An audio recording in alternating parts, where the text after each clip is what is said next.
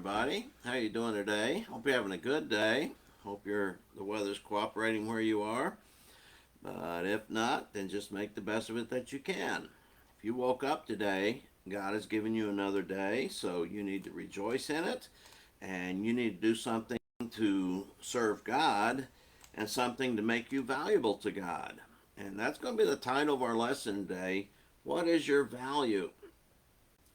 And so the question we ask, do we provide any value to anyone? Do we provide any value to God? And when we start thinking about that, we ask, how much are we worth? See, there are so many ways to begin this subject. Whenever we speak of value, most of the time we're speaking of monetary value. And we also understand that what has value with one person may carry no value to another. I mean, pictures of your grandmother have value to you, but not to me. And that does not dismiss her value to you and how you treasure her. So when we look at value, we often place value upon things, and it depends how much they are. Are we willing to spend that, and do we feel like we're getting a good value? How many things do you have that you would not want to let go? I mean, these are what becomes valuable to you. You know, you buy a TV, and okay, I can let that go. You buy a piece of jewelry, I can let that go. But there's some things we just don't want to let go of. And see, let's put it this way: if someone came into your house and started picking up things and throwing them in the trash can, you just might get upset with them. I mean, you would have every right to be upset because they may not see the value in something that you might treasure. I mean, let's face it. The little ashtray your child made in the fourth grade with his name on it. I mean, that carries a lot of value to you, and but yet you couldn't even sell that in a garage sale for a penny. So, I mean, it has value to you, and you treasure it. And we're reminded of the two short parables of Matthew 13:44 through 46. The treasure in a field, and of course, the pearl of great value. And there was so much value that the people gave all they had to acquire these treasures. And these were treasures to these people, and the value was costly, but it was worth it to them. And some people find something that they think is so valuable, I mean, they give it all for these things.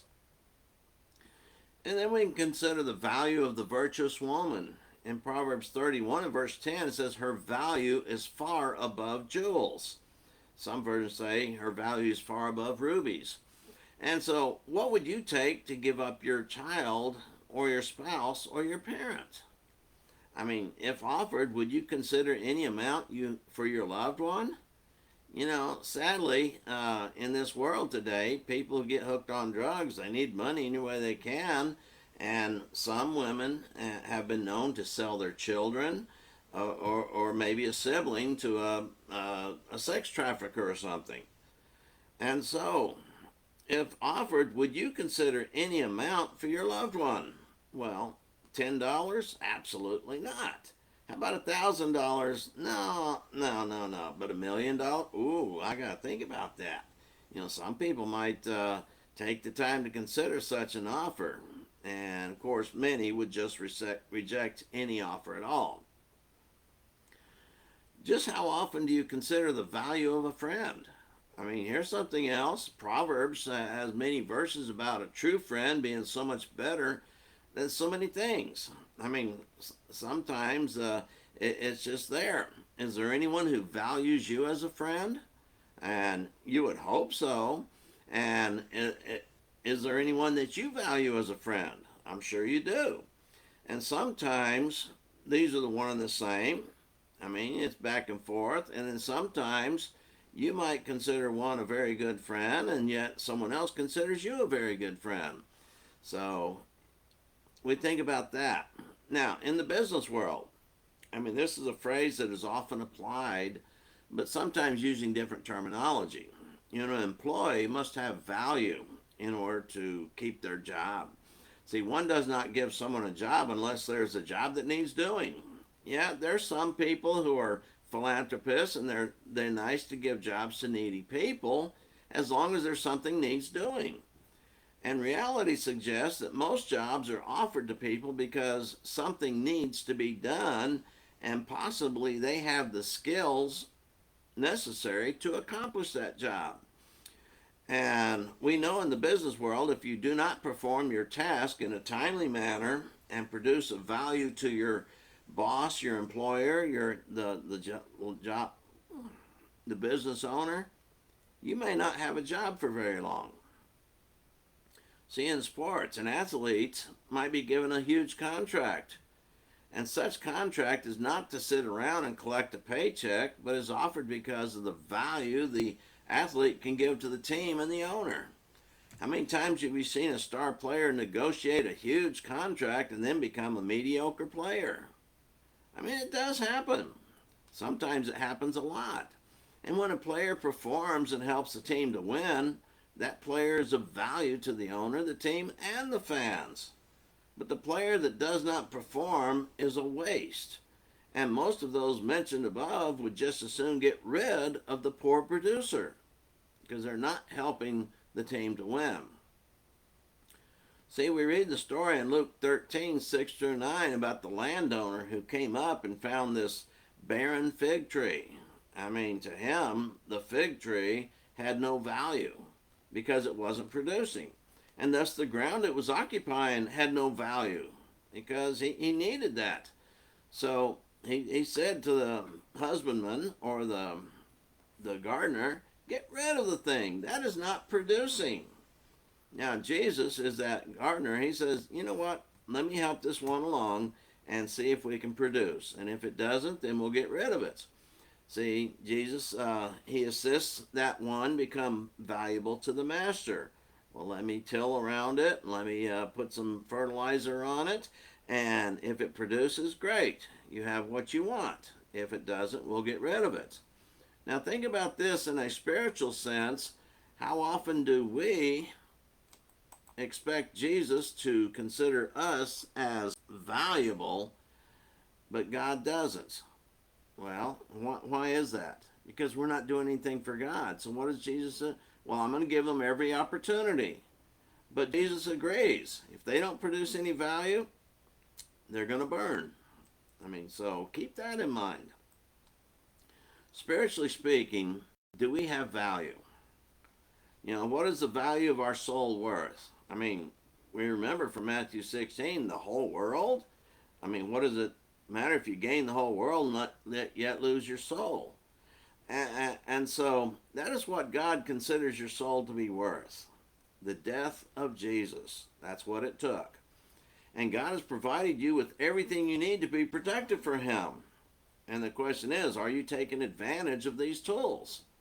And sadly, a lot of people do not take advantage of the tools that God provides. And really, they don't do anything for God. They just sit around expecting God to take care of them, but they're not willing to do anything for God. And it really doesn't work that way in our world. And why do you think it would be different in the spiritual world?